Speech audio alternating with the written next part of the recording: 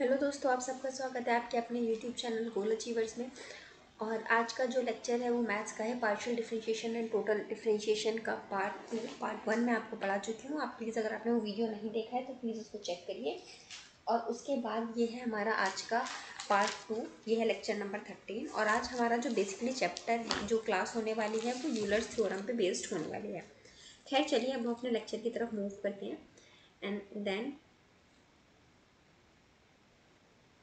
हम देखेंगे कि आज हमें क्या करना है।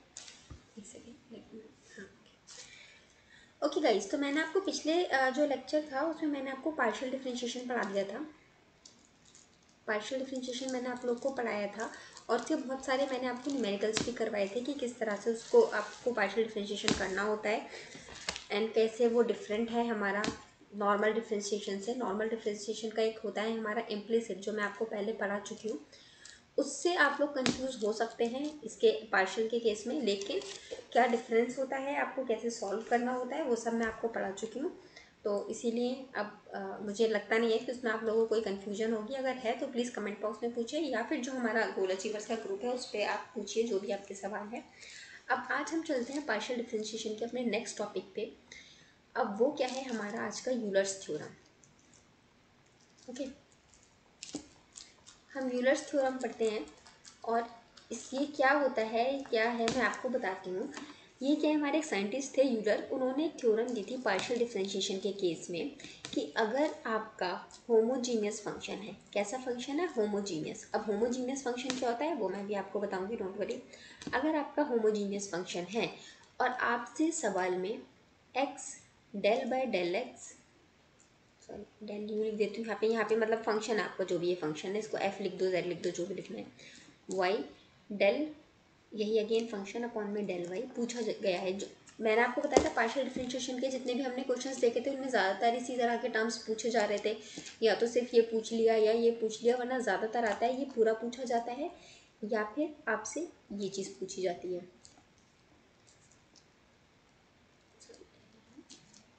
स्क्वायर अपॉन में डेल वाई स्क्वायर, या तो आपसे ये चीज़ पूछी जाती है। तो अब अगर आपको इस तरह की चीज़ें पूछी जाती हैं तो इसमें आपका का है एक तो तरीका ये जो हमने अभी तक पढ़ा है हमेशा से, कि हम उसमें कर सकते हैं अपना नॉर्मल पूरा पार्शियल डिफरेंशिएशन जो हमने अभी तक सीखा है हम उस तरह से सॉल्व कर सकते हैं। पहले अपने फंक्शन को एक्स की रिस्पेक्ट में करना है, फिर फंक्शन को वाई की रिस्पेक्ट में करना है, देन इस फॉर्म में लिखना है और उसके बाद सॉल्व करना है। एक तो तरीका वो है, बहुत अच्छा तरीका है, आप उसको बिल्कुल फॉलो कर सकते हैं। बट सिंस हमारे पास एग्जाम में उतना टाइम नहीं होता है, और यही वो ट्रिक्स होती हैं हमारी छोटी छोटी जो हमें पता होनी चाहिए होती हैं एग्जाम में बाकियों से आगे निकलने के लिए। अब अगर हमको यूलर्स थ्योरम पता है तो होमोजीनियस फंक्शन के केस में हम क्या अप्लाई कर सकते हैं, हम डायरेक्ट फॉर्मूला अप्लाई करते हैं। और वो क्या होता है, कैसे आता है हमारा, वो मैं भी आपको कैसे आता है उसमें तो हम नहीं जाएंगे, बहुत ज़्यादा डेरिवेशन में रिक्वायर्ड नहीं है एग्जाम पॉइंट ऑफ व्यू से। लेकिन वो फॉर्मूला क्या होता है, हम कैसे यूज़ करते हैं, वो सब मैं भी आपसे डिस्कस करूँगी। ठीक है। अब अगर आप अभी फॉर्मूला देख लीजिए, उसके बाद फिर हम चलते हैं अपने डिफरेंसेस देखने में कि हमें इससे यूज़ करने में फ़ायदा क्या है।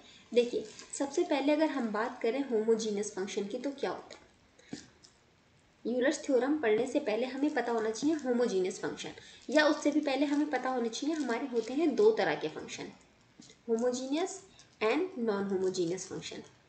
अब होमोजीनियस फंक्शन क्या होते हैं हमारे, देखिए होमोजीनियस फंक्शन वो होते हैं जिसमें हमारे न्यूमरेटर में अगर टर्म्स हैं, न्यूमरेटर में सारे न्यूमरेटर एंड नहीं, सॉरी, न्यूमरेटर के जितने भी हमारे टर्म्स हैं, all terms of numerator must have same degree, all terms of denominator must have same degree. ठीक है। अब इससे क्या समझे, कंफ्यूज हुए। देखिए क्या होता है हमारा कोई भी, मान लीजिए मैंने आपको फंक्शन लिख के दे दिया, सपोज ये लिख दिया x square plus y square plus x y. ठीक है, सबसे पहले ये बेसिक ले लेते हैं हम। अब आपको बताना है कि आपका होमोजीनियस फंक्शन है या नहीं है। तो इसको आप चेक कैसे करेंगे, आप जो ये टर्म्स हैं इन टर्म्स की आप डिग्री चेक करेंगे। इसकी डिग्री 2 है, यहाँ पे भी डिग्री 2 है, degree is the power. Okay, functions के केस में हम डिग्री बोलते हैं पावर को। यहाँ पे डिग्री 2 है, यहाँ भी डिग्री 2 है, और एक्स और वाई यहाँ पर देखिए इसकी भी 1 होगी, इसकी भी 1 होगी। और मल्टीप्लाई के केस में क्या होता है, हमारी पावर्स ऐड हो जाती हैं। अगर हमारे दोनों टर्म मल्टीप्लाई हो रहे होते हैं तो पावर ऐड होती है, तो सिमिलरली यहाँ पावर ऐड हो जाएंगे, और ये फाइनली हमारी कितनी बन जाएगी 2। तो हमारे तीनों टर्म्स की जो डिग्री है वो 2 है। तो इसमें हम क्या कह सकते हैं कि हमारा जो फंक्शन है वो होमोजीनियस फंक्शन है, कह सकते हैं। ओके, अब सपोज आपको इस तरह से ना दे के कोई इस तरह से दे दे,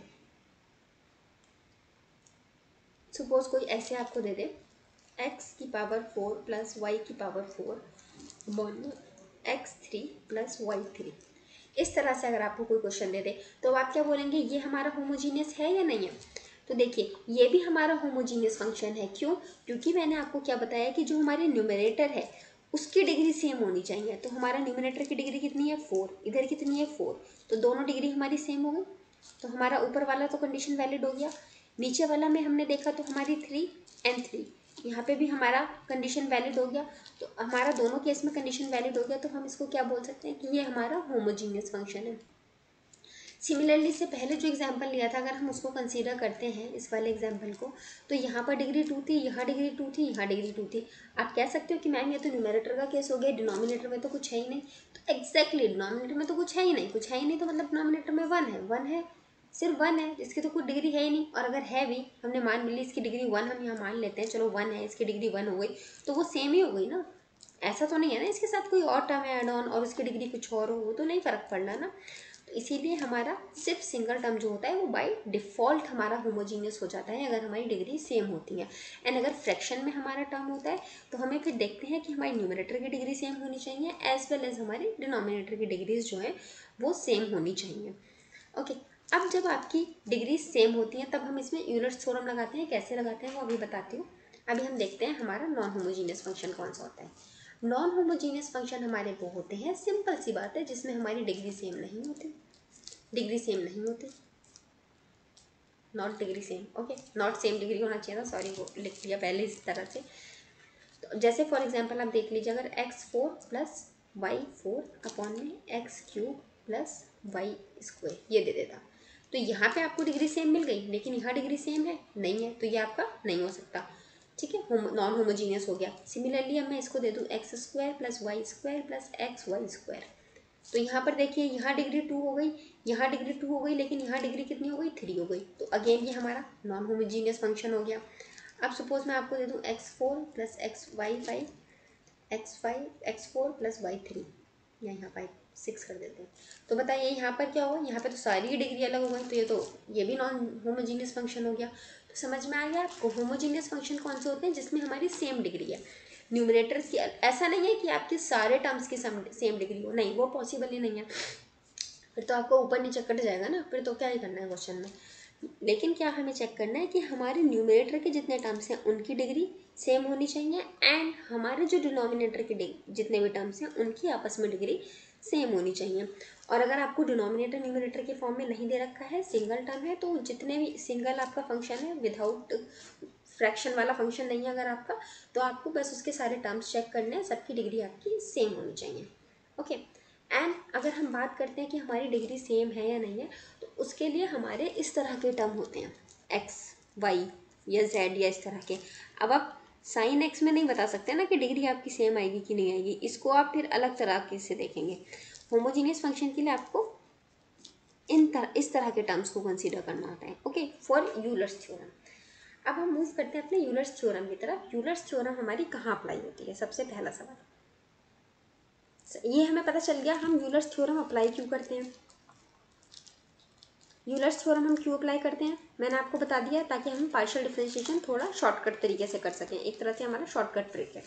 ठीक है, अब कहाँ अप्लाई करते हैं ये मैंने आपको बता दिया, ये हमारी एज अ ट्रिक यूज़ होती है। कहाँ अप्लाई करते हैं इसको, हम यूज़ करते हैं हमारा होमोजीनियस फंक्शन में यूज़ करते हैं। ठीक है, अब कैसे यूज़ करते हैं उससे पहले एक चीज़ और मैं आपको बताऊंगी कि हमारा यूलर्स थ्योरम हम सिर्फ होमोजीनियस में यूज़ नहीं करते। अगर हम ओनली लगा दें तो ऐसा नहीं है।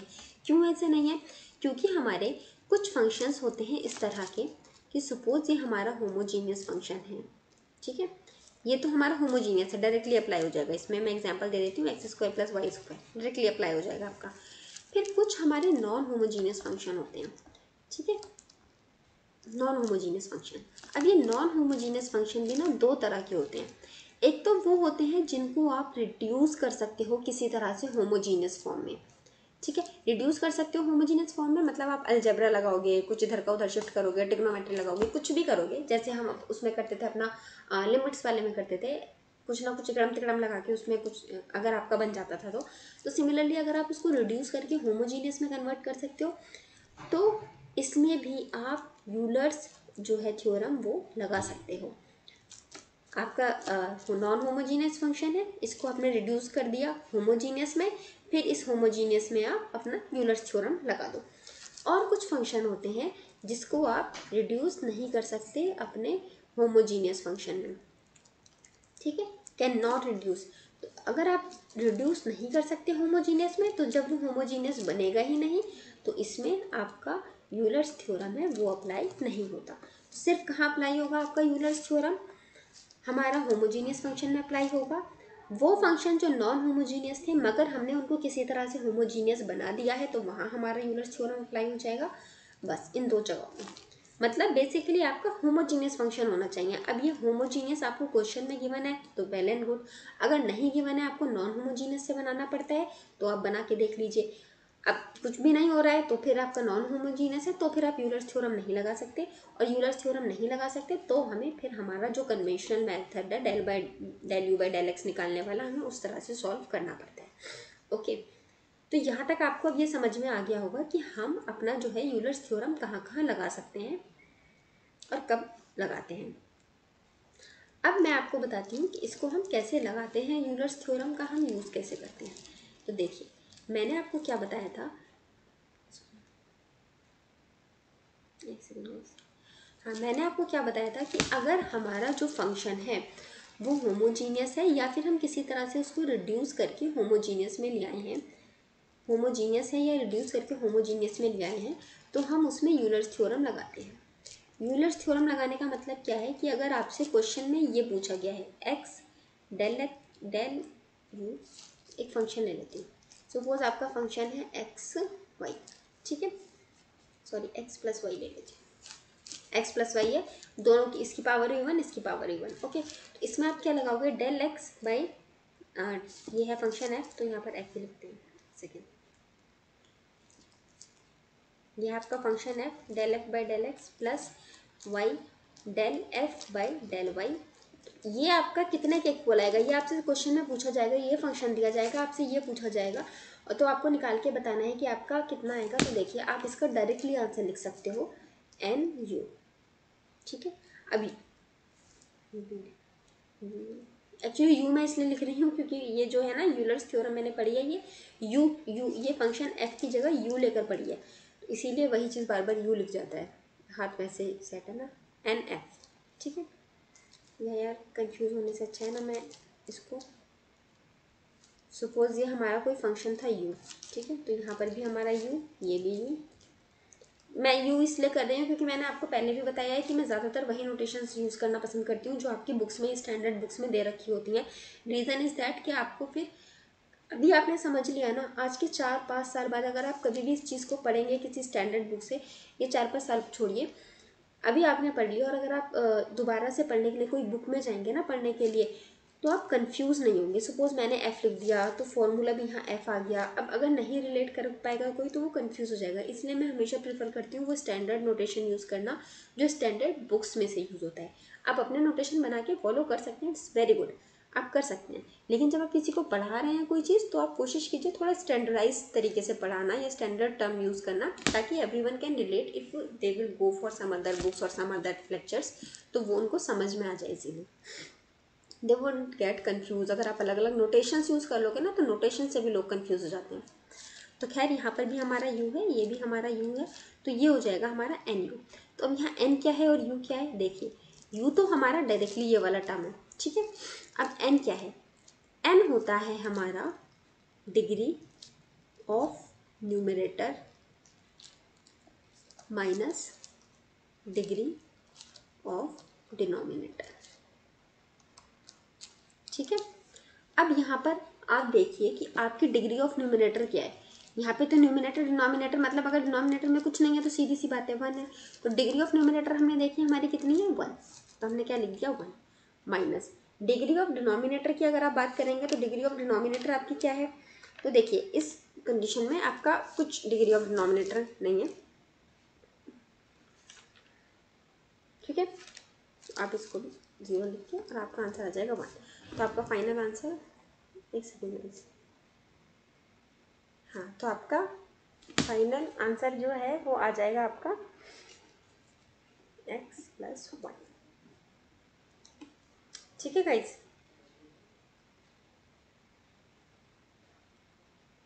ठीक है गाइस, ये चीज़ हो गई आपको आ गई समझ में। आपका इस तरह से आप अपना फाइनल आंसर लिख सकते हैं विदाउट सॉल्विंग इट, ठीक है। अब हम मूव करते हैं अपना नेक्स्ट उसमें। ये आपका फाइनल आंसर आ गया x+y। अब मैं एक प्रॉपर एग्जाम्पल लेके आपको उससे समझा कर दिखाती हूँ इसको हम कैसे सॉल्व कर सकते हैं, ठीक है। वैसे तो इससे भी समझा सकती थी मगर चलिए इसी क्वेश्चन को लेते हैं, पहले हम थोड़ा बेसिक से लेते हैं फिर हम आगे चलेंगे। हमारा क्वेश्चन क्या था, u इक्वल्स टू x+y। अब मैंने आपको सवाल दिया x del u by del x plus y del u by del y, ये आपको बताना है। एंड इसके अलावा आपको बताना है x² del u by del x square plus y square del square u upon में del y square plus XY del square u upon में डेल एक्स डेल वाई, ठीक है। अब एक तरीका है आपके पास, आप इसको अगर सॉल्व करने, इसको अगर आप इसको नॉर्मल पार्शियल फ्रैक्शन वाले तरीका जो हमने पढ़ा है हम पहले उससे सॉल्व करके देखते हैं उसको। तो उसके लिए हमें सबसे पहले क्या निकालना है, डेल बाई डेल एक्स।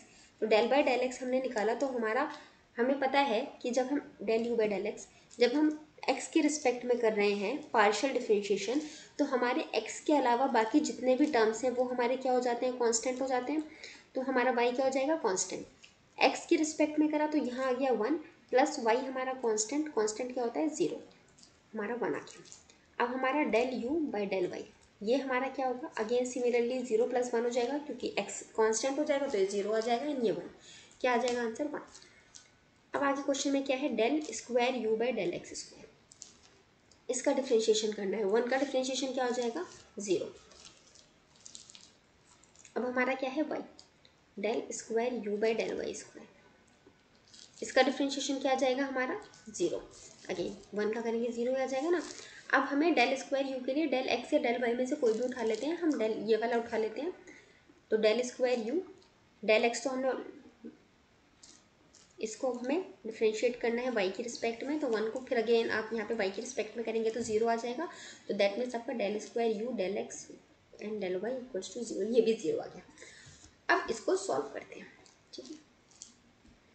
सबसे पहले हमारा जो है ये वाला चेंज करते हैं, सबसे पहले हम अपना ये वाला इक्वेशन उठाते हैं। तो हम क्या लिखेंगे, हमारा x and del u by del x हमारा कितना आया है 1 आया है, तो हम 1 पुट कर देंगे, प्लस y हमारा कितना आया है, y तो एज इट इज़ रहेगा, del u by del y हमारा कितना आया है 1, तो हम 1 पुट कर देंगे। अब इसको सॉल्व करेंगे तो आपका आ जाएगा x+y, ठीक है। ये था आपका पार्शियल डिफरेंशिएशन, मतलब अगर आप इतना टर्म सॉल्व करते हैं उसके बाद डायरेक्ट ये सॉल्व करके आप निकाल सकते थे। तो ये आपका था पार्शियल डिफरेंशिएशन मेथड से। अब सपोज हमें यूलर्स थ्योरम पता है तो हम क्या करेंगे, हम डायरेक्टली सिर्फ इस क्वेश्चन की तरफ देखेंगे। हमें दिख गया क्वेश्चन में कि हमारा यहाँ 1 है, यहाँ भी 1 है, तो हमारा कितना आ जाएगा एन यू में 1 माइनस 0, और u हमारा ऑलरेडी x+y है, एंड इसको मल्टीप्लाई करेंगे तो हमारा x+y, मतलब बीच के ये स्टेप्स आपको करने की नीड ही नहीं पड़ी। अब ये तो आपको लग रहा होगा कि मैडम इसमें कौन सा टाइम लग गया, ये भी तो हमें देख के ही पता चल रहा था। अभी तो आपको देख के पता चल रहा था, लेकिन अगर अभी मैं इस क्वेश्चन को थोड़ा सा टफ कर दूंगी तब फिर आपको समझ में आएगा कि कितना फ़र्क पड़ जाता है, ठीक है। तो अब ये वाला तो आपको समझ में आ गया, आपने डायरेक्टली एन यू लिख दिया। अब सवाल है इस वाले का। तो देखिए इसको मैंने सॉल्व करा तो ये तो आपका 0 0 0 0 आ गया, तो आपको ऐसे भी समझ में आ रहा होगा कि मैडम अब आंसर 0 आ जाएगा। बट इन केस कुछ और वैल्यू रहती तो हम क्या करते, अभी मैं आपको यहीं 0 के फॉर्म से समझाती हूँ। हम पुट करके देखते हैं, x² 0, इसकी जगह तो 0, प्लस यहाँ पे भी पुट करके देखते हैं y² 0, प्लस एक्स वाई, और यहाँ पे भी पुट करके देखते हैं 0, तो फाइनल हमारा आंसर आ जाएगा 0। ये तो आपको देख के भी समझ में आ रहा था। आपको अगर ये वाले पार्शियल डिफरेंशिएशन मिल जाएंगे, ये वाले टर्म्स, तो आप 1 सेकंड में आंसर दे देंगे। बट सपोज अगर हमारा टफ आता है, कुछ और वैल्यूज़ आती हैं, तब तो वहाँ पे टफ पड़ जाएगा ना, तब कैसे सॉल्व करेंगे? तब आप होमोजीनियस के केस में ऐसी सिचुएशंस में भी डायरेक्टली यूलर्स थ्योरम लगा सकते हैं। और ये सेकंड ऑर्डर डेरिवेटिव वालों के लिए जो यूलर्स थ्योरम लगती है वो क्या लगती है हमारी n-1 इंटू यू। ठीक है, ये होता है फॉर्मूला। इसका फॉर्मूला था डायरेक्टली एन यू, इसका है n-1 यू।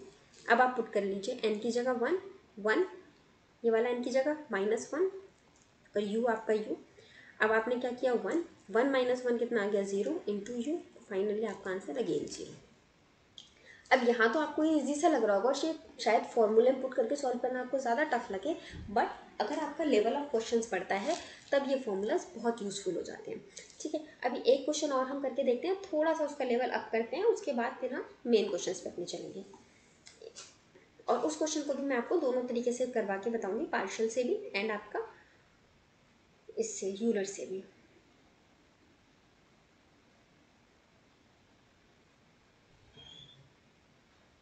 एक सेकेंड कि हम और अच्छे से समझ पाएंगे यूलर्स थ्योरम को, और हम इसका बेनिफिट भी अच्छे से समझ पाएंगे कि हमें क्वेश्चन में कैसे यूजफुल होने वाला है। अब इस तरह का क्वेश्चन मैं आपको पहले दे चुकी हूँ एंड आपने उसको सॉल्व किया है, इसीलिए ये एक क्वेश्चन और देती हूँ मैं आपको। ओके, एंड इसमें आपको फाइंड आउट करना है x del z by del x plus y del z by del y. ठीक है, एंड एक और आपको जो हमारा सेकेंड वाला स्टेटमेंट आता है del x square del z by del x square plus y square del square z by del y square plus x y and del square z upon में del x del y. Okay, हमें आपको ये दोनों बताने हैं कि इसका solution क्या आएगा। तो देखिए, एक तरीका जो हमें पता है, हम अगर डायरेक्टली यूलर्स मेथड अप्लाई करते हैं, अच्छा यूलर्स मैं अभी चाहिए, देखिए एक तरीका तो हमें पता है नॉर्मल पार्शियल डिफरेंशिएशन वाला, तो पहले हम उसका यूज़ करके देखते हैं, यूलर्स मेथड में बाद में करेंगे। ठीक है, तो चलिए पार्शियल डिफरेंशिएशन के लिए सबसे पहले हमें निकालना होगा del z by del x. ठीक है, del z by del x हमने करा तो इसका आ गया 2x, ये अपना कांस्टेंट हो जाएगा, प्लस यहाँ से अपना आ जाएगा 2y। ठीक है, उसके बाद del z by del y अगर अपन लोगों ने किया तो आ जाएगा अपना 2y प्लस 2x। ठीक है, ये दोनों टर्म्स आ जाएंगे आपके। अब उसके बाद अगर हमारा ये वाला इक्वेशन हमें सेटिस्फाई करना है तो हम क्या लिखेंगे, x डेल जेड बाय, लिख देती हूँ सीधा डेल x। अब del z by del x की जगह हम क्या लिख सकते हैं, 2x plus 2y and plus y, and del z by del y की जगह हम क्या लिखेंगे, 2y प्लस 2x। ठीक है, अब इसको सॉल्व करिए तो आपका आ जाएगा 2x square plus 2xy plus 2y square plus 2xy। थोड़ा सा इसको सॉल्व करेंगे तो आपका आंसर आ जाएगा twice x square plus 2xy प्लस वाई स्क्वायर। ये दोनों ऐड ऑन होकर 4xy हो जाएंगे एंड देन आप उसमें से 2 कॉमन निकाल सकते हैं। ओके, अब ये देखिए ये आपका इसके सिमिलर है। अब सपोज हम इसको अगर यूलर मेथड से करें, यूलर्स मेथड से अगर आप इसको करते हैं तो अब आपका क्या आएगा, देखिए यूलर मेथड के लिए मैंने आपको क्या बताया था कि आपका सबसे पहला कंडीशन क्या है कि आपका फंक्शन होमोजीनियस होना चाहिए। होमोजीनिटी हम कैसे चेक करेंगे, हमने देखा इसकी पावर 2 है, इसकी पावर भी 2 है, एंड यहाँ पर जब हमने इसकी डिग्री चेक करी है, पावर या डिग्री जो भी आप बोलते हैं, तो इसकी 1 और इधर 1, 1 + 1 हो जाएगा आपका 2। ठीक है, तो टोटल आपकी डिग्री कितनी हो गई, सबकी 2 2 2 हो गई। जब सबकी डिग्री सेम है तो हम उसको क्या बोल सकते हैं कि हमारा होमोजीनियस फंक्शन है। होमोजीनियस फंक्शन में ये वाली चीज़ फाइंड आउट करने के लिए मैंने आपको फॉर्मूला क्या बताया था, हमारा del z by del x plus y del z by del y हमारा क्या होता है, एन यू। एन क्या होता है हमारा, degree of numerator minus degree of denominator. ठीक है, अब डिनोमिनेटर में तो कुछ है नहीं, 1 होता है जिसका कुछ नहीं होता है, तो ठीक है हमारा 1 से तो कोई फर्क पड़ता नहीं है, वो तो 0 ही हम मान लेते हैं। तो डिग्री ऑफ न्यूमरेटर हमारी कितनी हो जाएगी, 2। ठीक है, -0 आपका 2 ही आ जाएगा फाइनली, डिग्री आपकी जो आ गई। तो n की वैल्यू कितनी आई आपकी 2, तो आप क्या लिख सकते हो 2u। इसकी जगह आप क्या लिख सकते हो 2u, अच्छा सॉरी यहाँ u नहीं, अब z लीजिए, क्योंकि यहाँ पर बेसिकली 2n के साथ जो टर्म आता है ना वो ये आता है, ये फंक्शन n ब्रैकेट में फंक्शन, ठीक है। अब आपका फंक्शन x गिवन है, z गिवन है, f गिवन है, u गिवन है, जनरली u रहता है तो इसलिए मैंने u लिख दिया था। अब यहाँ पर z गिवन है तो हम z ले लेंगे, n u, फिर u लिख दिया n z, ठीक है। तो सिमिलरली यहाँ पर भी आ जाएगा हमारा 2z। अब z की जगह हम z की वैल्यू पुट कर सकते हैं, तो z की वैल्यू पुट करी तो क्या आ गया 2x² प्लस 2, मतलब ये अगर इस तरह से लिखेंगे आप तो 2y² प्लस 2x। देखिए ये भी सेम वही है, बस इसको थोड़ा सा इधर रीअरेंज कर देंगे, आप इसको इस तरफ लिख दीजिए, इसको इस तरफ लिख दीजिए, तो आप देखेंगे ये वाला अपना और ये वाला सेम चीज़ आ गई। तो क्या ज़रूरत है हमें इतना लंबा मेथड लेने के लिए, इसको तो मैंने आपको सॉल्व करके दिखाया समझाया इसीलिए लंबा लग रहा है, अदरवाइज जब आप खुद करेंगे तो आपको तो ऐसे दिख रहा है ये होमोजीनियस फंक्शन है और 2 है और 2n ब्रैकेट में फंक्शन जो भी आपका डायरेक्ट आ जाएगा। एंड अब अगर सपोज कीजिए अगर अब आपको ये वाला फाइंड आउट करना है, ये वाला टर्म, ये थोड़ा सा छुप गया है लेकिन आपको पता है पहले क्या लिखा था, थोड़ा सा बैक करके देख लीजिएगा, ठीक है। अगर आपको ये वाला टर्म फाइंड करना है तो इसके लिए अब आपको क्या करना पड़ेगा, del square z by del x square निकालना पड़ेगा फिर सबसे पहले तो। चलिए, तो अगर आपने ये निकाला तो इसको आपने करेंगे डिफ्रेंशिएट, ये वाला टर्म तो कांस्टेंट 0 हो जाएगा और यहाँ पर आ जाएगा आपका सिर्फ 2। Similarly del square z by del y square निकालेंगे तो यहाँ पर भी सेम उसी तरह से आपका ये वाला जो टर्म है कांस्टेंट हो जाएगा और यहाँ पर इसको डिफ्रेंशिएट करेंगे तो आ जाएगा 2। अब आपका del अपॉन में del y del square z by del x, ये आपका क्या है, देखिए ये वाला टर्म है जो आपका del z by del x, यहाँ पे स्क्वायर नहीं होगा sorry, del by del z by del x है, इसको अगर आप y के रिस्पेक्ट में दोबारा से डिफ्रेंशिएट करते हैं, इस फंक्शन को अगर y के रिस्पेक्ट में करते हैं तो आपका क्या आएगा, तो आपका अगेन ये वाला 0 हो जाएगा, यहाँ पे आपका सॉल्व करके सिर्फ 2 आ जाएगा, ठीक है। तो आप ये लिख सकते हैं del square z by del x del y आपका 2 आ गया। अब इसको वैल्यू में पुट करेंगे तो आपका कितना आ जाएगा एक्स स्क्वायर इंटू 2, ये del z by del x square की जगह 2 आ जाएगा, प्लस वाई स्क्वायर इसकी जगह आपका 2 आ जाएगा, प्लस ये आपका एक्स वाई और इस वाले टर्म की जगह आपका 2 आ जाएगा। सॉल्व करेंगे आप इसको तो आपका क्या आ जाएगा 2x² plus y square plus x y, ये वाली चीज़ आ गई आपको इसको सॉल्व करके। वहीं अगर सपोज हम इसको अपना वैल्यू में पुट करते, हम सॉरी अगर हम इसको अपना यूलर्स थ्योरम से करते, इसको थोड़ा छोटा करें,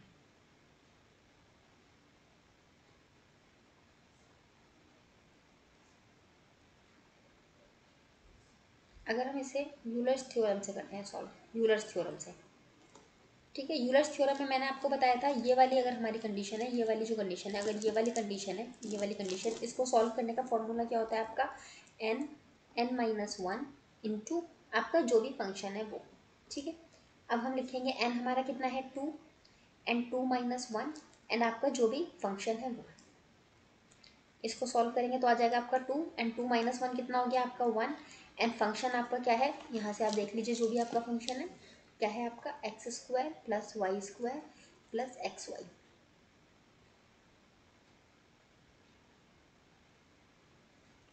ठीक है। और इसको अब आपने सॉल्व कर दिया तो आपका आंसर आ जाएगा 2x, मतलब ये 2x² plus y square plus x y, ठीक है गाइस, यहाँ तक क्लियर हो गया, कोई डाउट तो नहीं है। अगर कुछ कंफ्यूजन है या कुछ पूछना है तो प्लीज़ आप पूछ सकते हैं यहाँ पे, एंड देन हम आगे मूव करेंगे फिर। ओके गाइस, अब आगे मूव करते हैं इसमें। आई होप यहाँ तक आप सबको अच्छे से क्लियर हो गया होगा। अगर कुछ डाउट है या कुछ पूछना है तो प्लीज़ आप लोग या तो कमेंट बॉक्स में पूछ लीजिएगा या तो फिर हमारा जो गोल अचीवर्स वाला ग्रुप है उसमें पूछ लीजिएगा। ये बहुत एक सिंपल क्वेश्चन था जो मैंने आपको हर तरह से मेथड से करके दिखा दिया। अब हम चलते हैं थोड़े से एडवांस क्वेश्चंस की तरफ पे, ठीक है, जिसको आप सॉल्व करके देखते हैं। अब इसमें देखिए ऐसे क्वेश्चंस में आपको पार्शियल डिफरेंशिएशन का की बजाय यूलर्स थ्योरम का यूज़ करना बहुत ज़्यादा ज़रूरी हो जाता है। देखिए कैसा क्वेश्चन है। अब सपोज आपको दिया है u equals to x y f y by x, ठीक है, एंड अगेन आपसे वही पूछा है del del u by del x plus y equals to del u by del y. ठीक है, ये चीज़ आपसे पूछी है, तो इसको सॉल्व करने के लिए देखिए अब आप लोग क्या करेंगे।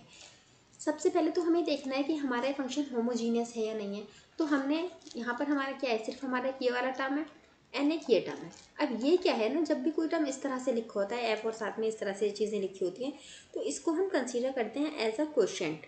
ठीक है, मतलब यहाँ किसी भी चीज़ का आपको फंक्शन दे रखा है और ऐसे अपॉन में लिखा हुआ है कोई फंक्शन, तो इसको हम एज अ क्वोशेंट कंसीडर करते हैं और इससे हमारा फंक्शन पे कोई फ़र्क नहीं पड़ता। तो इसके अलावा जो पार्ट होता है हमारा आंसर उसके बेसिस पर आता है।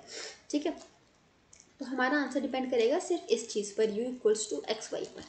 ठीक है, अगर इसके बेसिस पे हम यूलर्स थ्योरम के हिसाब से देखते हैं तो यहाँ पर हमारी पावर कितनी हो जाएगी। देखिए होमोजीनियस है, इसकी पावर भी 1 हो गई, इसकी पावर भी 1 हो गई, तो इसका मतलब हम कह सकते हैं होमोजीनियस फंक्शन है हमारा।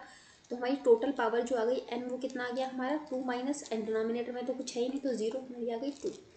अब आपका जो है ये वाला जो फंक्शन है ये कितना पढ़ा है, हमने पढ़ा है एन यू, इसकी जगह हम क्या लिख सकते हैं 2 into x y n u. तो हमारा ये पूरा है ना, ये पूरा हमारा यू है ये पूरा, तो हम ये पूरे लिख देंगे x y function y by x. ठीक है, ये हो गया आपका इसका आंसर, बिल्कुल सिंपल सा। अब सपोज आप इसको पार्शियल डिफरेंशिएशन से करना शुरू करते तो देख सोचिए कितना टफ पड़ता है। पहले तो इसी का ही हम कंफ्यूज हो जाते हैं कैसे क्या सॉल्व करना है इसमें। ये मैंने एफ लिख दिया है, बाकी क्वेश्चन में हो सकता है एफ लिख कर भी आ सकता है, एंड आपको यहाँ पे कोई फंक्शन भी दे सकता है, लाइक जैसे लॉग दे देगा या ई टू दी पावर दे देगा, कुछ भी इस तरह से फंक्शन दे रखा है। ठीक है, अभी इसी पे ही बेस्ड इसी तरह का एक क्वेश्चन और देख लेते हैं। आपका क्वेश्चन है u equals to y square log y by x. देखिए मैंने आपको क्या बताया था कि इस क्वेश्चन में मैंने आपको यहाँ पर सिर्फ f लिख कर दे दिया है f। अब f की जगह वो कुछ भी आपको दे सकता है, एग्जामिनर आपको लॉग दे दिया, जैसे इस क्वेश्चन में e दे सकता है, नेचुरल लॉग दे सकता है, कुछ भी दे सकता है।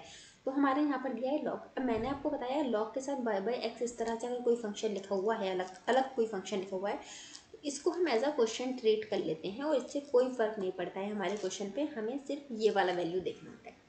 ठीक है, तो अगेन हमारा u का वैल्यू वाई स्क्वायर जब हमने देखा तो हमारा पावर जो है होमोजीनियस हो गया।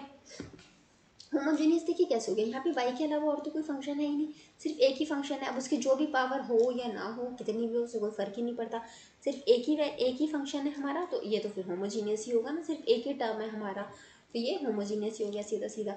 इसको जब आप सॉल्व करेंगे तो आपका सीधा सीधा आपका answer x del x by sorry del u by del x plus y del u by del y का आपका आंसर क्या आ जाएगा n u, and n u क्या आ जाएगा आपका 2 इंटू यू की जगह आपका y square log y by x. ठीक है, अब सपोज कीजिए, मान लीजिए इसी क्वेश्चन में अगर मैं आपसे ये पूछ लूँ कि आपका x square del u by del x del square plus y square del square u by del y square plus x y del square u upon में डेल एक्स डेल वाई, तो आपका क्या आएगा। तो देखिए इसका भी हमें सीधा सीधा फॉर्मूला पता है, एन एन एन ब्रैकेट में n minus one into u, इसमें हम डायरेक्टली वैल्यू पुट कर सकते हैं 2 माइनस वन एन यू हमारा, इसको हमारा आ जाएगा 2 y square log y by x. ठीक है, तो आप देख लीजिए सेम ही सेम आएगा हमारा। ठीक है, कोई फ़र्क नहीं पड़ेगा उसमें, क्योंकि हमारा फ़र्क इसलिए नहीं पड़ा क्योंकि यहाँ पर 2 माइनस वन हो गया। अब इसकी जगह सपोज कुछ और होता, सपोज यहाँ पर 3 होता, तो हमारे यहाँ पर आ जाता 3 माइनस वन हम करते तो आ जाता हमारे यहाँ पर 2, तो हमारी यहाँ वैल्यू आ जाती 6। ठीक है, यहाँ पर टर्म ऐसा बन गया कि कुछ फ़र्क नहीं पड़ा, वैसे फ़र्क पड़ता है। ठीक है, अब आपको ये समझ में आ गया कि हमारा ऐसे साथ में कुछ अलग से फंक्शन दे रखा होता है, तो उसको हम एज अ क्वेश्चन ट्रीट कर लेते हैं, एंड हमारा क्वेश्चन जो होता है मेनली इस वाले इधर वाला जो टर्म होता है उसके हिसाब से वेरी करता है। अब देखिए, अब आप कंसीडर कीजिए अगर इस तरह का फंक्शन आ जाए और आपको पार्शियल फ्रैक्शन करना पड़ जाए इस तरह के क्वेश्चन में, तो पहले आपको del u by del x करना पड़ेगा। तो आप यहाँ पे प्रोडक्ट रूल लगा के, यहाँ पर प्रोडक्ट रूल लग जाएगा, ये अलग, फिर आप उसको हिसाब से करना पड़ेगा। मतलब हो तो सकता है लेकिन थोड़ा सा डिफिकल्ट पड़ जाएगा आपको। डिफिकल्ट भी नहीं पड़ेगा, इसमें तो इजी सा प्रोडक्ट रूल लगना है, सीधा सीधा लॉग का हमें पता है क्या होता है, सब कुछ हमें पता है। बस क्या हो जाएगा इसमें ना, आपको टाइम थोड़ा सा वेस्ट हो जाता है इंसान का पूरा सॉल्व करने में। प्रोडक्ट रूल, क्वेश्चन रूल, 10 चीज़ें लगाते हैं ना, जब डिवीजन रूल यहाँ अंदर जो हमारा वाई बाई एक्स था उसमें अलग से डिवीजन रूल लगाना पड़ जाएगा, तो इस तरह से थोड़ा सा ना वो टाइम टेकिंग हो जाता है। बाकी वैसे कोई फ़र्क नहीं पड़ता है। अच्छा चलिए एक क्वेश्चन और मैं आपको देती हूँ। अगर आपको सीधा ये दे दिया जाए,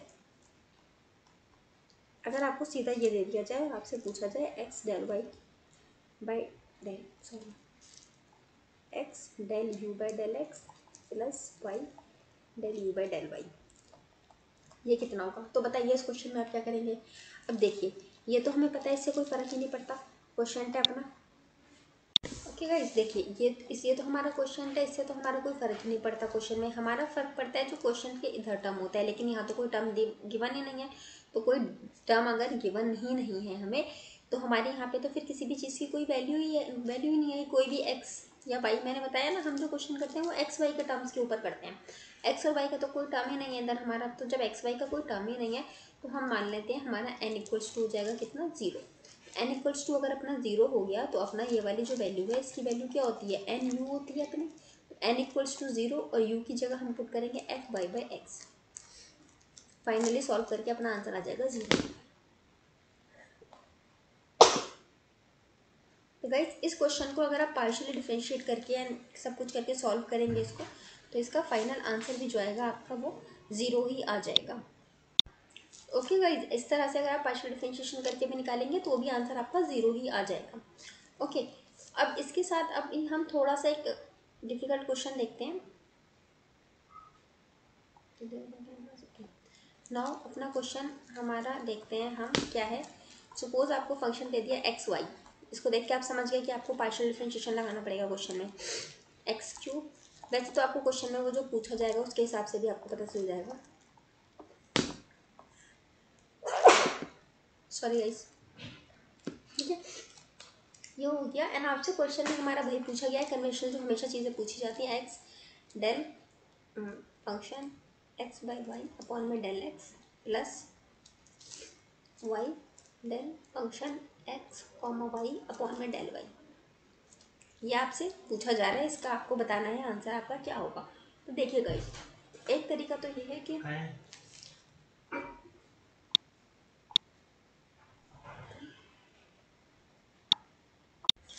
ओके गाइस, तो दिस इज़ द क्वेश्चन और हमें ये फाइंड करना है इन जनरल, जो हमें हर क्वेश्चन में फाइंड करना रहता है। अब देखिए गाइस, इस क्वेश्चन में आपको करने के दो तरीके हैं आपके पास, हमें पता है। एक तो हम अगर नॉर्मल चलें अपना पार्शियल डेरिवेटिव मेथड से, जिसमें हम डेल बाय डेल एक्स निकालें, मतलब del f by del x निकालें, फिर del f by del y निकालें एंड देन इस फॉर्मूले में पुट करें। ठीक है, this is the conventional method and everyone will do that. Okay, तो हमें क्या करना है, हमें थोड़ा सा स्मार्ट वर्क करना है। तो उसके लिए अब हम चेक करेंगे कि हमारे इसमें यूलर्स थ्योरम लग सकती है कि नहीं लग सकती है। हमें पता है जब भी पार्शियल डेरिवेटिव आ गया इसका मतलब हमें यूलर थ्योरम चेक करना है। अब हम यूलर थ्योरम चेक करते हैं। उसके लिए हम देखेंगे कि हमारे सारे जितने भी हमारे टर्म्स हैं सबकी जो है डिग्री सेम होनी चाहिए। तो अब इसकी डिग्री की अगर हम बात करते हैं तो देखिए, ये है हमारा जो टर्म वो है फ्रैक्शन वाला। अब फ्रैक्शन के केस में मैंने आपको क्या बताया था कि हमारे न्यूमरेटर्स की सारी डिग्री सेम होनी चाहिए एंड हमारे डिनोमिनेटर की अलग सारी डिग्री सेम होनी चाहिए। तो चलिए चेक करते हैं। देखिए, इसका न्यूमरेटर की डिग्री जो भी है आपका 0 है, कुछ दी नहीं है। 0 क्यों है एक्चुअली? देखिए, मैंने आपको क्या बताया था, होमोजीनियस है फंक्शन नहीं है, ये हमारा डिपेंड करता है एक्स और वाई के टर्म के ऊपर।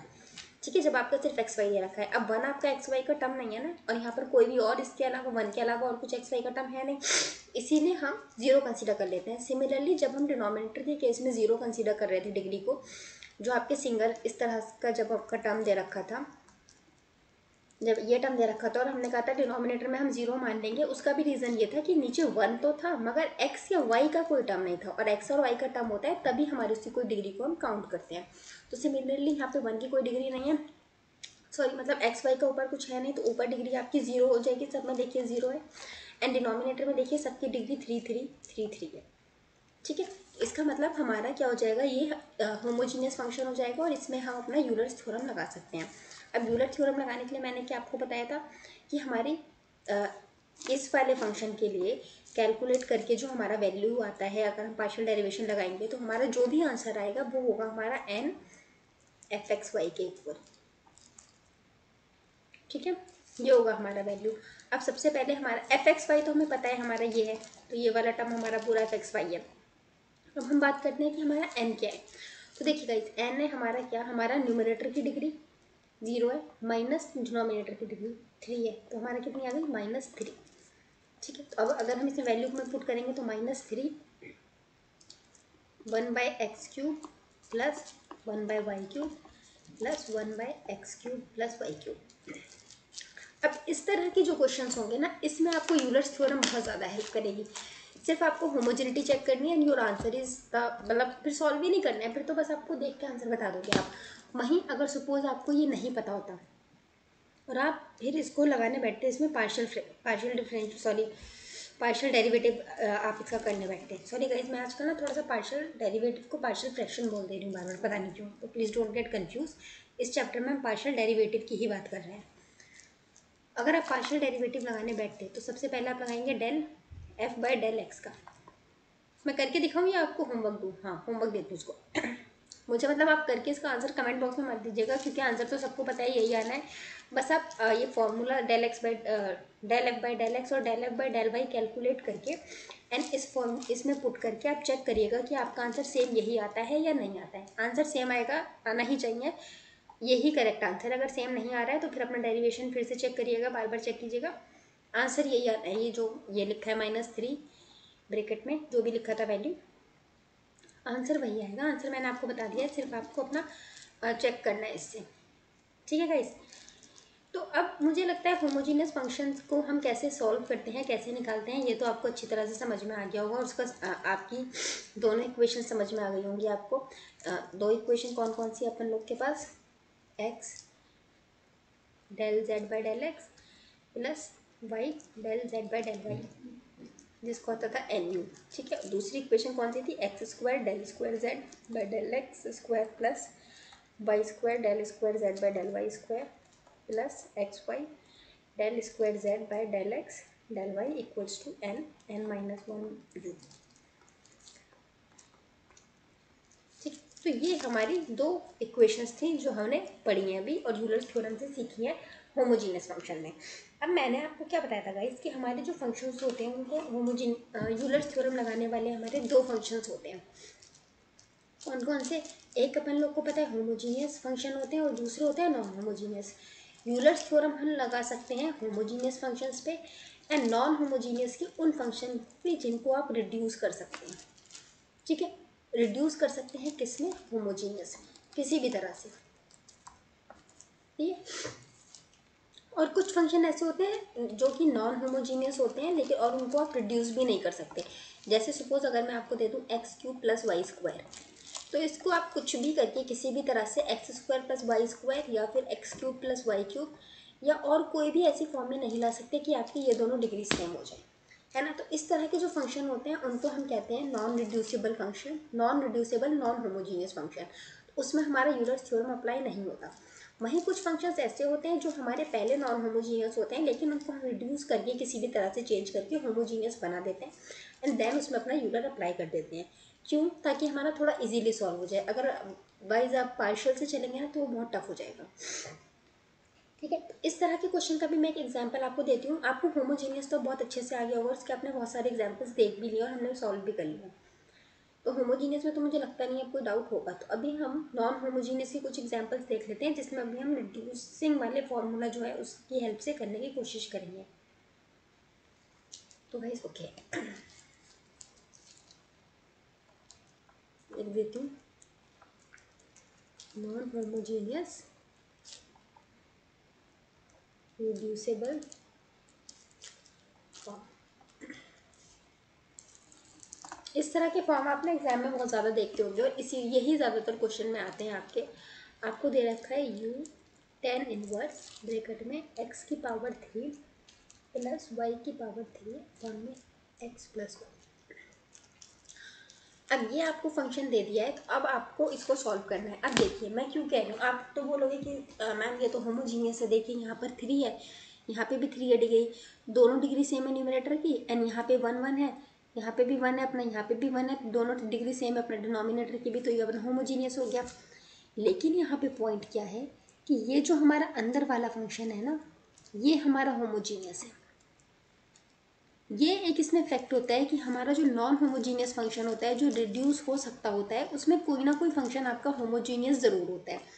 तो अब हमारा अंदर वाला होमोजीनियस था, लेकिन अगर हम इस पूरे की बात करें तो ये tan इनवर्स लग जाने की वजह से, अब tan हमारा क्या वैल्यू रहेगी, क्या किस पॉइंट पर निकालना है वो हमें कुछ नहीं पता। तो tan sin cos कोई भी ट्रिग्नोमेट्रिक फंक्शन आ जाए तो वो हमारा है ये नॉन होमोजीनियस। ओके, तो इसको अगर आप आगे देखते हैं, इसको रिड्यूस करने के लिए देखिए आपको क्या करना पड़ेगा। आपको किसी भी तरह से इसमें से अगर हम ये नॉन होमोजीनियस वाला पार्ट हटा दें, इस पार्ट को किसी भी तरह से हम हटा दें इसमें से, और सिर्फ इस ये वाला पार्ट रह जाए अपना, सिर्फ इतना पार्ट रह जाए अपना, इतना पार्ट, सिर्फ इतना पार्ट रह जाए अपना, तो इसको हम फिर होमोजीनियस कह पाएंगे और फिर इसको हम सॉल्व भी कर पाएंगे। तो इसको हम सिर्फ इस पार्ट को हटाने के लिए हम क्या कर सकते हैं, हम इस पार्ट को हटाने के लिए कर सकते हैं कि दोनों तरफ हम 10 से मल्टीप्लाई कर दें, तो यहाँ पर 10u आ जाएगा और यहाँ पर भी 10 आ जाएगा, तो 10 एंड 10 इनवर्स आपका दोनों तरफ कैंसिल हो जाएगा। या फिर मतलब आप दूसरी तरीके से इसी चीज़ को आप दूसरे तरीके से बोल सकते हैं कि 10 इनवर्स को हम इधर लिया है, इधर ला सकते हैं ना, इधर मल्टीप्लाई में तो इधर ला सकते हैं, इधर डिवाइड में आ जाएगा। तो चलिए हम यही वाले तरीके से करने की कोशिश करते हैं। तो हम लिख सकते हैं u अपॉन में 10 inverse equals to x cube plus y cube upon में एक्स प्लस वाई।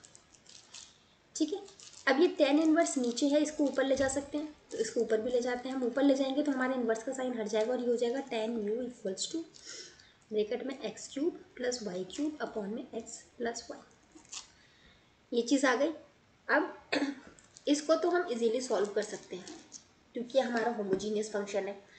अब इधर वाला ये वाला जो पार्ट है, ये आपका एक फंक्शन है जो ये रिप्रेजेंट कर रहा है, मगर हमें अब इसका भी तो ये जो 10 का फंक्शन है कुछ करना पड़ेगा ना। और अगर आप इसको पूरे को कंटिन्यू लेके करते हैं किसी भी तरह से तो ये बहुत कॉम्प्लेक्स हो जाएगा। तो हम क्या करते हैं, इसको बार बार रिपीटेटिव करने के बजाय इसको कुछ सब्स्टिट्यूट कर देते हैं। इसको हम कर देते हैं late 10u equals to T. ठीक है, टी छोड़ो, z मान लेते हैं। ठीक है, इसकी जगह अब हम ये लिख सकते हैं z इक्वल्स टू,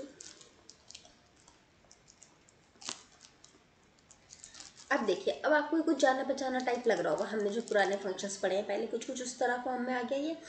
अब इसको आप कैसे सॉल्व करेंगे, देखिए हमें सॉरी मैंने आपको ये तो लिखा ही नहीं, क्वेश्चन में फाइंड क्या करना है, हमें क्वेश्चन में वही फाइंड करना है, दो इक्वेशन जो हम हमेशा फाइंड करते हैं, x del u by del x plus y del u by del y and and वाला छोड़ दीजिए आप, इतना फाइंड करना है आपको। ठीक है,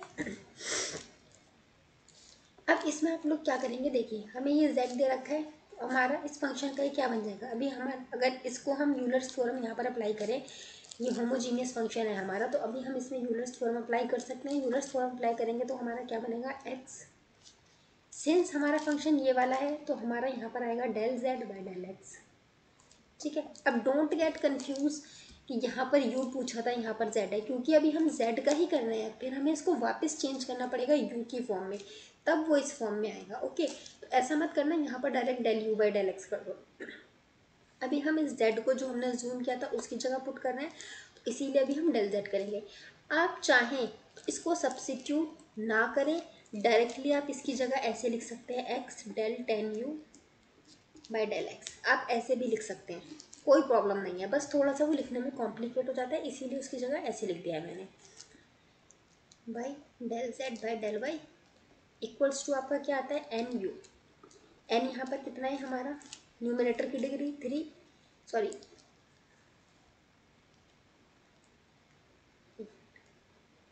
क्या आता है अपन लोग का, ये आता है एन, और जो भी आपका फंक्शन है, फंक्शन हमारे यहाँ पर क्या है z, n z, n n अपना कितना है 3, न्यूमरेटर की डिग्री माइनस यहाँ पर कितना है अपना 1, तो 1 इंटू जेड क्या आ जाएगा आपका 2, और जेड की जगह आप ये चीज़ पुट कर सकते हो, x cube plus y cube upon में एक्स प्लस वाई। ठीक है, इतना आगे आप लोगों को यहाँ तक तो समझ में आ गया होगा, कोई डाउट नहीं होगा। अगर कुछ प्रॉब्लम है, कुछ समझ नहीं आ रहा है यहाँ तक, तो प्लीज़ मुझे उसका बताइए, तो फिर मैं आगे बढ़ूँगी। ठीक, समझ में आ रहा है तो मैं इसको ये लिख देती हूँ, del z by del x plus y equals to del z upon में डेल वाई। ठीक है, ये आ गया आपको इसको सॉल्व करके। ठीक है, ये वाली चीज़ आगे सॉल्व करके। अब सिंस हमें क्वेश्चन लाना है इस फॉर्म में, del u by del x की फॉर्म में, लेकिन हमारा क्वेश्चन आया किस फॉर्म में है, del z by del x की फॉर्म में। अब del z by del x में डेल यू पे पहुंचने के लिए हमें क्या करना पड़ेगा, हमारा जो जेड है, जो भी हमारा जेड का टर्म है उसको एक्स के रिस्पेक्ट में डिफ्रेंशिएट करना पड़ेगा, और जो भी हमारा जेड था उसको वाई के रिस्पेक्ट में डिफ्रेंशिएट करना पड़ेगा, है ना। वही मैंने कहा था, अगर आप इसको ऐसे लिख देते x del 10u by del x, तो आप डायरेक्टली इसको डिफरेंशिएट कर देते हैं। अभी फिर मुझे यहाँ पर क्या करना पड़ेगा, दोबारा से z की वैल्यू tan u पुट करनी पड़ेगी। देखिए दिखाती हूँ कैसे।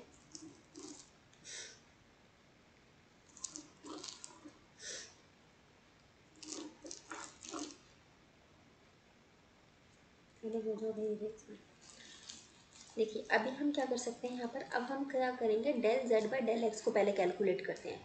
तो डेल z हमारा क्या था, डेल z tan u, मतलब z क्या था, tan u था, वो पुट कर दिया अपॉन में डेल x। ठीक है, अब जब आपने देखा कि इसको हमें x के रिस्पेक्ट में करना है, लेकिन यहाँ पर जो आपका कांस्टेंट है वो तो u है, तो अभी आपका क्या करेंगे, पहले तो इस tan को डिफ्रेंशिएट कर दो। tan का डिफ्रेंशिएशन क्या आता है, सेक स्क्वायर u आ गया, और u का डिफ्रेंशिएशन क्या आ जाएगा आपका, del u by del x। Generally क्या होता है यहाँ पे जो भी आपका ट्रिग्नोमेट्रिक फंक्शन है, इसके साथ जो एंगल है वो और जिसके रिस्पेक्ट में करना है वो एंगल सेम होता है, तो जनरली आपका del x by del x बन जाता है, जो आपस में कट के 1 रह जाता है। बट सिंस यहाँ पर डेल यू था तो del u by del x आ जाएगा, जैसे आपका इम्प्लिसिट फंक्शन में आता था। इम्प्लिसिट डिफरेंशिएशन जब करते थे तब जैसे आता था ना, उसी तरह से। Del z by del y अगर आप करेंगे तो आपका similarly del tan u upon में डेल वाई, और इसको भी जब डिफ्रेंशिएट करेंगे तो आ जाएगा आपका sec square u del u by del y. ठीक है, अब आप इन दोनों टर्म्स को इन टर्म्स की जगह पे पुट कर सकते हैं, इन टर्म्स की जगह पे। तो चलिए पुट कर देते हैं।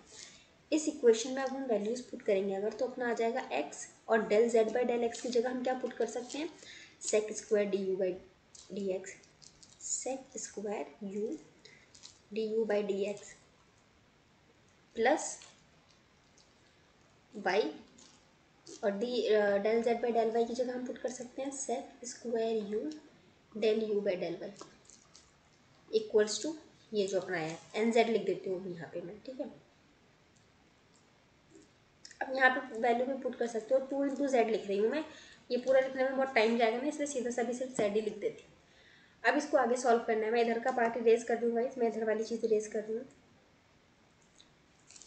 नोट करता रहिए करिए साथ के साथ, क्योंकि फिर दिक्कत होती है। ठीक है, अब इस टर्म में से और इस टर्म में से हमें क्या दिख रहा है कि सेक स्क्वायर यू और सेक स्क्वायर यू कॉमन है, तो कॉमन चीज़ को हम बाहर निकाल के लिख सकते हैं, सेक स्क्वायर यू एंड अंदर ब्रैकेट में रह जाएगा अपन लोग के पास x del u by del x plus y del u by del y equals to 2z। ठीक है, अभी सेक स्क्वायर जो आया है अपना सेक स्क्वायर यू, इसको हम लोग इस तरफ ला सकते हैं, इस तरफ लाएंगे तो अपना डिवाइड में चला जाएगा, x del u by del x plus y del u by del y, और इसकी जगह हम क्या पुट 2z अपॉन में सेक स्क्वायर यू, ये सॉरी। अब हम देखिए इसकी जगह ये चीज़ पुट कर सकते हैं। ठीक है, अच्छा गाइस सॉरी, एक मिस्टेक हो गई, मैंने जस्ट अभी रियलाइज़ किया, मैंने आपको यहाँ पर जो मैंने वो स्टेटमेंट इरेज कर दी, यहाँ पर जो वाइट पेन से स्टेटमेंट लिखी हुई थी, z की वैल्यू पुट करी थी मैंने वहाँ गलती से z की जगह ये वैल्यू पुट कर दी थी। ये जो वैल्यू है ये आपकी u की वैल्यू है, z की वैल्यू क्या थी, z को हमने tan u एज्यूम किया था ना, ये लिखा था यहाँ पर let u equals to let tan u equals to z, तो z की जगह हमें tan u लिखना है। ठीक है, वो मैंने गलती से आपका वो वाली वैल्यू पुट कर दी, सो सॉरी फॉर दैट। उसको प्लीज़ ठीक कर लीजिएगा, अगर आपने अपने नोटबुक में लिख लिया उसको तो प्लीज़ ठीक कर लीजिए। जहाँ मैंने इधर यहाँ पर अभी रेस किया है वो वाला पार्ट, वहाँ पर मैंने वाइट पेन की जो स्टेटमेंट थी उसमें z की जगह मैंने ये वाली वैल्यू लिख दी थी, उसकी जगह ये नहीं आएगा क्योंकि z को हमने क्या माना था, tan u को माना था। सॉरी गाइस, तो अभी हम इसमें वैल्यू पुट करते हैं तो आपका क्या आ जाएगा, x del u by del x plus y del u by del y equals to 2z की जगह आपका क्या आ जाएगा, tan u अपॉन में सेक स्क्वायर u की जगह आपका आप लिख सकते हो सेक u इंटू सेक u, ऐसे लिख सकते हो, या सिंपल सा छोड़िए सेक स्क्वायर u लिख दीजिए सीधा।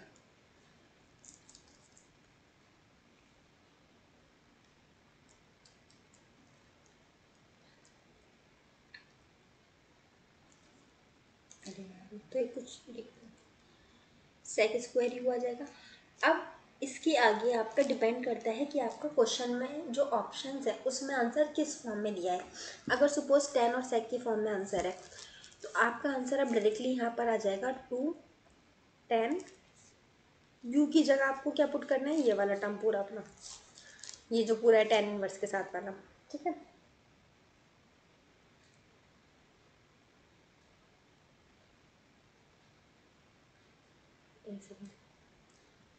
टेन इनवर्स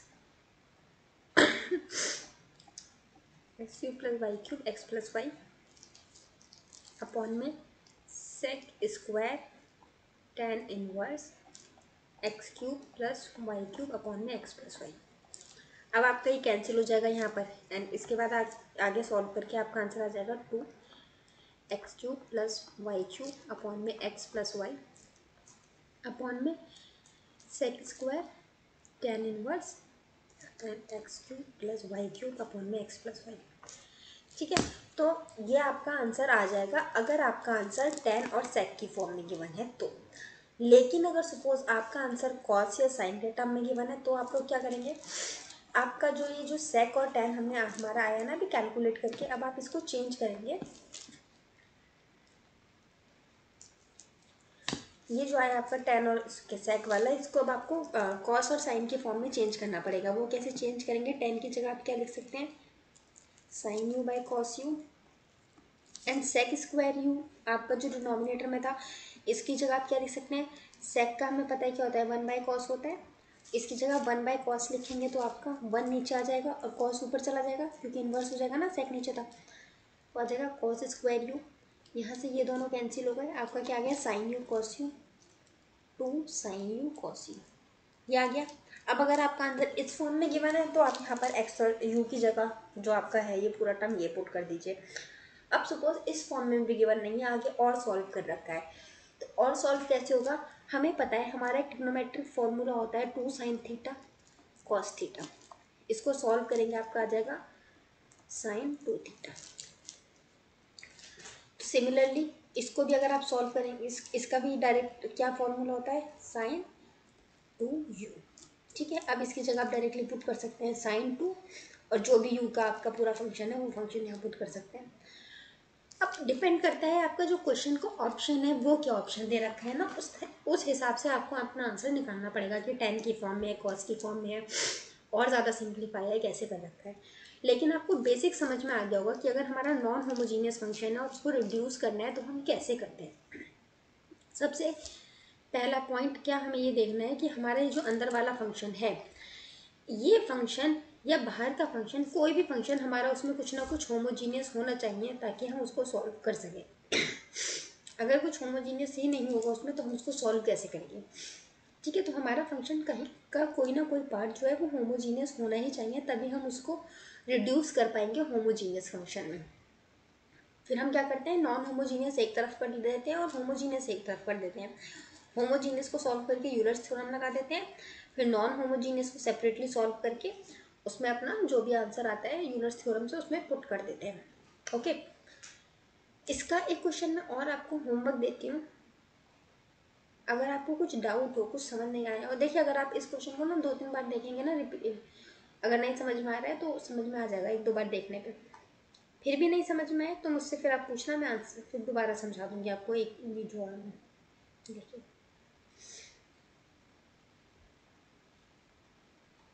एक सेकेंड गाइस, बस ये रेज हो जाए।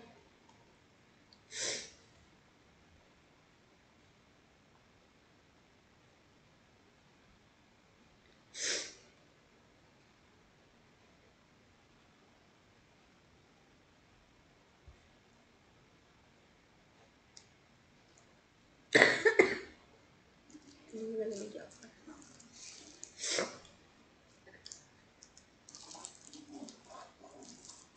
गैस मैं इस लेक्चर को ना यहीं एंड करूँगी, आपको बस थोड़ा सा 1-2 क्वेश्चन और देखे कि मेरे गले में कुछ हो गया है, बहुत डिस्टर्बेंस होगी आपकी क्लास में अगर मैंने ऐसे पढ़ाया तो। ये एक क्वेश्चन मैं आपको दे रही हूँ, क्या है क्वेश्चन आपका, u equals to cos inverse x plus y upon में under root x plus under root y. This is your question and आपका फाइंड करना है आपको del by del x plus y del u by del, ये find करना है। कोशिश करिएगा इसको कॉस के अलावा किसी और टर्म में फाइंड करने के लिए, मतलब आपका कुछ भी टर्म निकल सकता है, सेक में निकालिए, कॉट में निकालिए, कॉस में निकालिए, किसी में भी निकालिए, बट कॉस के अलावा कोई और टर्म में निकालने की कोशिश कीजिएगा इस क्वेश्चन को, ठीक है। इससे क्या होगा, आपको थोड़ा ट्रिग्नोमेट्रिक का भी आपका टच आ जाएगा। सिर्फ कॉस में आप फंक्शन मत निकालिएगा, कोई और ट्रिग्नोमेट्रिक फंक्शन में इसका ना आंसर निकालने की कोशिश कीजिएगा आप, ठीक है। तो ये है आपका अपना आज का, ये आपका होमवर्क क्वेश्चन है, इसको ट्राई करिएगा। और मैं एक किस कर देती हूँ इसलिए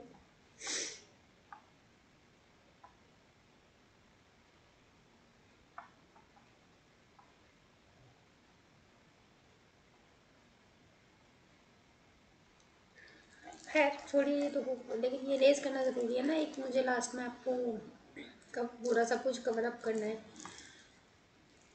नेक्स्ट क्लास में अपना नेक्स्ट टॉपिक स्टार्ट हो जाता है तो ये सब रह जाएगा। खैर गाइस, अगर आपको अपने ये वीडियो अच्छी लगती हैं तो प्लीज़ इन्हें लाइक तो एटलीस्ट कर दिया कीजिए, शेयर कर दिया करिए, सब्सक्राइब कर दिया कीजिए मेरे चैनल को, एंड लाइक तो एटलीस्ट वीडियो कर दिया करिए। कुछ पसंद नहीं आ रहा है तो वो बता दीजिए, अच्छी लग रही है तो लाइक कर दो, मतलब कुछ तो मुझे पता चलना चाहिए ना, कुछ तो आइडिया मिले कि मैं सही जा भी रही हूँ कि नहीं जा रही हूँ, पता चले कि कुछ समझ नहीं आ रहा है, या फिर कुछ कुछ मुझे पता तो चलना चाहिए ना। फीडबैक जिसे कहते हैं, कुछ तो फीडबैक दीजिए, अच्छा है तो अच्छा दीजिए, बुरा है तो बुरा दीजिए, बट एटलीस्ट कुछ तो फीडबैक दीजिए ना।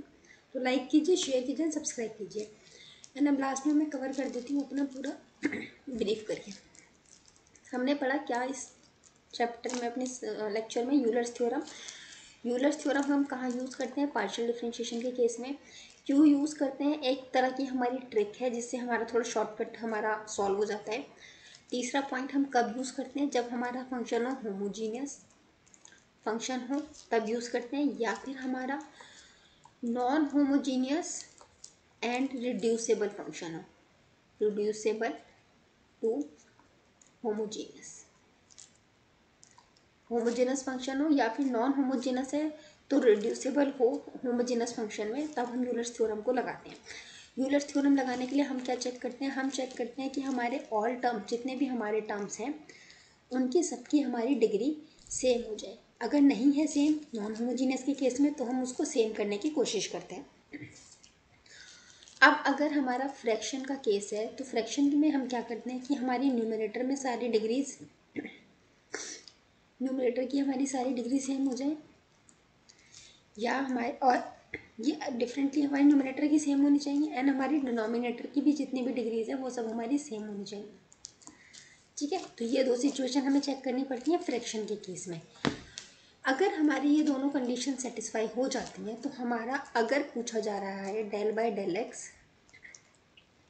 सपोज हमारा फंक्शन जो भी है इसको हमने रिप्रेजेंट किया है यू से, तो del u by x del u by del x plus y del u by del y, इसको हम लिखेंगे एन यू, जहाँ पर हमारा एन क्या है, एन है हमारा degree of numerator minus degree of denominator. Similarly अगर हमसे पूछा जा रहा है x square del square u by del x square plus y square del square u by del y square plus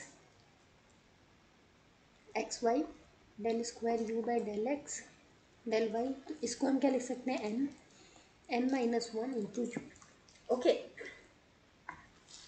तो ये हैं हमारे दो फॉर्मूलाज यूलर्स थ्योरम के, जो हमारे यूज़ होते हैं यूलर्स थ्योरम में पूरे इसमें कैलकुलेट करने के लिए। अब एक छोटा सा और आपको बता देती हूँ, अगर आपका होमोजीनियस फंक्शन गिवन हो तो सॉरी नॉन होमोजीनियस अगर फंक्शन गिवन हो तो उसको हम होमोजीनियस में कैसे कन्वर्ट कर सकते हैं।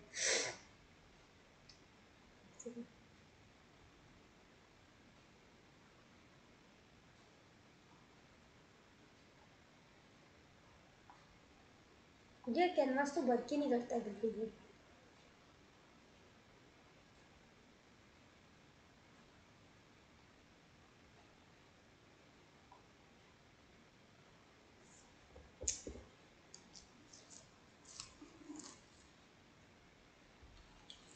सपोज आपको नॉन होमोजीनियस फंक्शन हो और उसको आपको रिड्यूस करना है, तो वो आप कैसे करेंगे?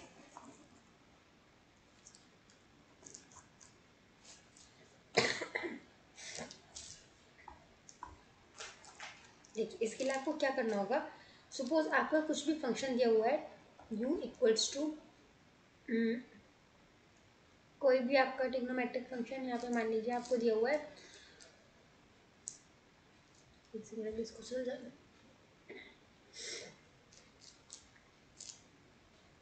u equals to sine inverse bracket में आपको दिया है होमोजीनियस फंक्शन।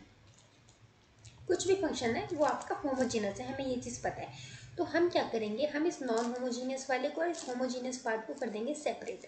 सेपरेट करेंगे, इसको इधर ले आएंगे तो आपका हो जाएगा साइन u इक्वल्स टू ये वाला आपका होमोजीनियस फंक्शन। ठीक है, अब आप इसमें नॉर्मल सा अपना यूलर्स थ्योरम लगाएंगे। यूलर्स थ्योरम आपने जब लगा दी तो आपका आ जाएगा एक्स डेल ये वाला टर्म साइन यू। अब इसको आप थोड़ा सा इजी करने के लिए साइन यू को जेड या कुछ मान सकते हैं, नहीं मानना चाहते हैं तो ऐसे लिख दीजिए, ये भी इजी रहेगा और आपको डायरेक्टली पता भी रहेगा कि आपको क्या एग्जैक्टली इसमें करके लिखना है। Del y equals to n आपका ये साइन यू। ठीक है, क्योंकि होमोजीनियस फंक्शन तो साइन यू ही था ना, तो ये साइन यू। बाद में साइन यू की जगह आपका ये जो होमोजीनियस फंक्शन है इसको पुट कर देंगे आप। ओके, फिलहाल मैं अभी पुट कर दूंगी, आप अभी पुट कर देती हूँ।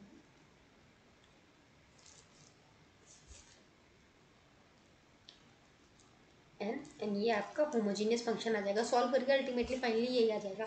अब इसको आप डिफ्रेंशिएट करेंगे। जब आप इसको डिफ्रेंशिएट करेंगे एक्स के रिस्पेक्ट में तो आपका आ जाएगा एक्स साइन यू ले लिया हमने, तो यहाँ पर आ जाएगा आपका cos u del u by del x. Similarly यहाँ पे प्लस करेंगे तो y cos u del u by del x, del y sorry, equals to n into homogeneous function आपका ये आ चुका है इधर। अब इसको आप वही थोड़ा सा इसमें से यू कॉस को कॉमन निकाल लीजिए, लास्ट में आपका x del u by del x and del u by del y रह जाएगा, और उसको फिर इधर ले आइए कॉस को, एंड देन थोड़ा बहुत सॉल्व जो भी आपको करना है वो कर दीजिए। तो ये आपको समझ में आ गया। और नॉन होमोजीनियस फंक्शन से आपको होमोजीनियस फंक्शन कैसे बनाना है, सेपरेट कीजिए, सेपरेट करके इधर लाइए। इस होमोजीनियस फंक्शन में की हेल्प से आप अपना जो भी है अपना यूलर्स थ्योरम लगाइए, एंड देन जो आपका ये फंक्शन था इसको एक्स एंड वाई के रिस्पेक्ट में अलग अलग डिफरेंशिएट करके इस वैल्यू में पुट करके एंड सॉल्व कर लीजिए। तो ये आपके थे बेसिक मेथड्स, आपके यूलर्स थ्योरम आपका बेसिक सॉल्व करने का तरीका। एक मैंने आपको जो होमवर्क क्वेश्चन दिया उसको सॉल्व करने की कोशिश कीजिएगा, थोड़ा अच्छा सा क्वेश्चन है वो। और अगर आपको वीडियो अच्छी लगती है तो प्लीज़ लाइक कीजिए, शेयर कीजिए, सब्सक्राइब कीजिए गाइस। एंड आज की वीडियो में यहीं एंड करती हूँ। और अब जब भी आपकी क्लास होगी तो देखते हैं नेक्स्ट टॉपिक अपना क्या पढ़ाना है। एक तो अगर ये होमवर्क क्वेश्चन है इसका सोल्यूशन बताना होगा, और अगर आपको कुछ समझ नहीं आया है तो प्लीज़ कमेंट बॉक्स में पूछिए, मैं दोबारा समझा दूँगी। And then we will move on to the total derivative. उसमें तो कुछ है नहीं, वो तो नॉर्मल से आप लोग हमेशा करते ही रहते हैं, उसको तो सॉल्व फिर भी एक रफ आइडिया थोड़ा सा दे दूँगी, and then we will move to some other topic. Okay, so here is the end of this topic guys, और इस वीडियो को मैं यहीं पे एंड करती हूँ। Thank you very much for watching the video.